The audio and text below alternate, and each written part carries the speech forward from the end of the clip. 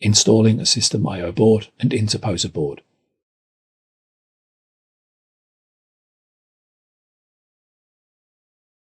Lower the system I/O board onto the bracket and slide it towards the openings on the bracket. Make sure the plunger engages with the bracket. Fasten 4 screws to fix the system I/O board into place.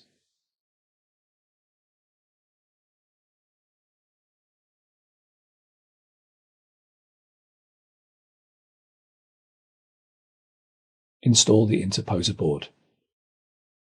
Align the holes in the interposer board with the pins on the bracket and then lower the interposer board onto the bracket.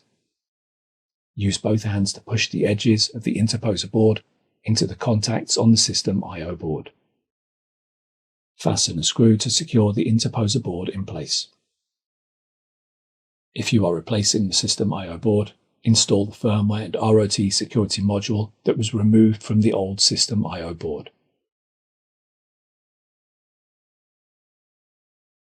Fasten the 2 screws to secure the firmware and ROT security module in place.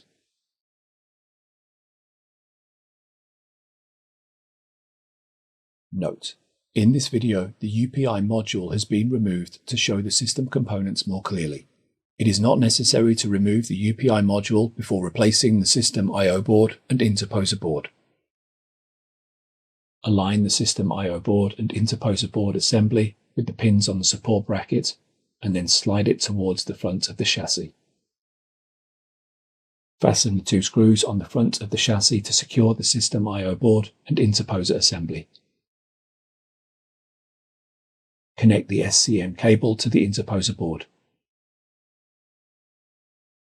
Fasten the 2 screws to secure the SCM cable.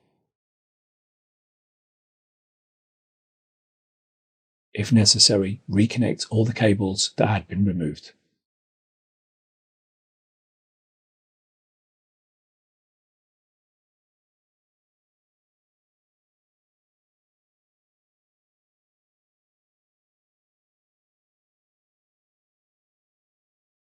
Reinstall the following components. Refer to the following videos for the procedures.